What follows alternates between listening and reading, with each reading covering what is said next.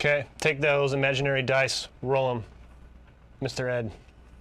Okay. Are we doing drum roll? He's like, what does that mean? Well, everyone is up in arms about Activision, spelled with a $sign, being scummy with their matchmaking algorithm patent. DICE finally listened to the community to alter how matchmaking works with operations in the latest patch, along with dropping new DLC maps on the CTE. First, I want to briefly touch on the patent thing because I have actually filed a few patents working with IBM. One of these patents was an idea that we did not have the time nor the resources to implement. However, we did a quick proof of concept before writing up the patent idea. As part of the patent, you are usually tasked to come up with various implementations or vague implementations, such that the patent applies to a much wider range of potential algorithms, so that if anybody tries to fuck with what you've patented, you could file a grievance against them. Given that background, it's conceivable to believe Condry when he says that the patent isn't part of the game, nor has he ever heard of it, because I'm sure that 99% of the people at IBM have never heard of my patents that I've filed, and in one case, it's not even implemented in our code anywhere. However, this just looks really bad for Activision.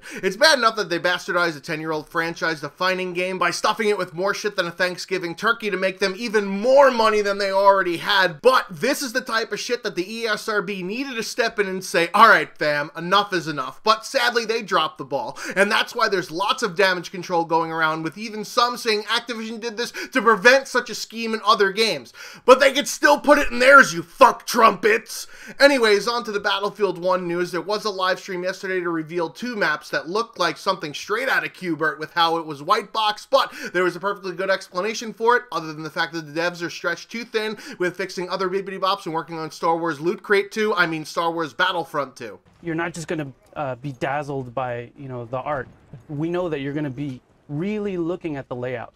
As if people are too fucking distracted by shiny things to realize that a map plays like shit. Anyways, I wasn't able to play on the new maps because for some brilliant reason, DICE decided to make them only live for a 3-hour tour like Gilligan's Island, but both Cape Hells and Achi Baba were available to play. The concept art for Cape Hells shows off the blimp behemoth navigating through cliffs in which the British spawn so fucking far away from the flags that they might as well be on another goddamn map, and Achi Baba as a squad running through the trench up to an objective that you know is planned because there's no way that anyone is playing as medic. These two maps will be part of the new operation that's introduced with Turning Tides, where the British try to take Gallipoli from the Ottoman Empire in a Storm the Beach attempt to steal thunder from Call of Duty World War II with Cape Hells and the infantry focus Achi Baba. The other two maps for the Turning Tides DLC take place in the North Sea in Heligoland Bight, which seems to be mostly naval warfare for people that really enjoyed that Naval Strike DLC, and Zeebrugge, which takes the fight to the Belgian port, so I guess you could tie the water aspect in there without having to go all boats and hoes like Step Brothers. In addition to the new maps, there's a new faction. Well, not a new country, but you could don the blue of the British Marines because locking nationalities behind DLC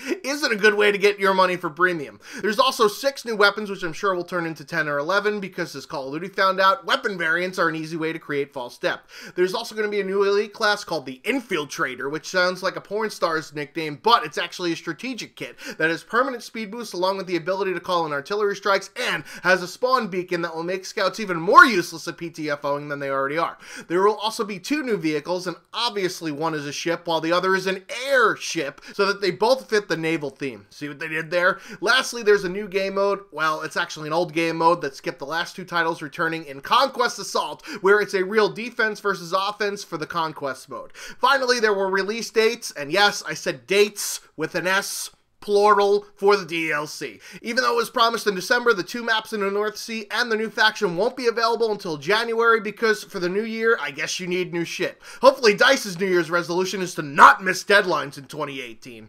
On to the patch that dropped last week while I was on vacation. DICE finally added operations to the server browser. Hallelujah! Which finally means we won't get into an empty server over and over and over and over and over and over again, and the pleb 40-player version is now gone, which was never really a good idea in the first place. DICE wanted to have the map with the historical context and all that other pre-game shit before going into the match, but why not put all that information instead of the stupid fucking cutscene we have to watch every single goddamn time? The other big issue of spawning undead enemies has been fixed, along with the new feature of displaying the health of the teammate or vehicle you're about to spawn in order to make better decisions than while you're out drunk. As I complained about in a previous video, tripwire bombs weren't powerful enough, especially with the new flak specialization, to get kills or even assist counts as kills to go towards earning the new sniper, so that has been rectified, and other specializations were improved, like concealed rescue only deploying smoke when a medic spots a downed ally, and stimulant syringe basically not working at all. Other than a lot of minor updates, the only consequential fixes were elite pickups were removed from Domination and TDM, but seriously, who the fuck plays TDM in Battlefield? Added the ability to remove the chromatic aberration, which was an aberration of an idea in the first place, and allowed badmins to move players around on their rent-a-server so that you could stack the deck in your favor like a card shark. Anyways, that's going to do it for the Battlefield 1 news. I've been the Schwantz27, over like Harvey Weinstein's career. Until next time. That I like the assault tank that has the pigeon release. Because when I go to a flag, I can just give everybody the bird. Taxi. Taxi for Mr. Braddock. That joke's great.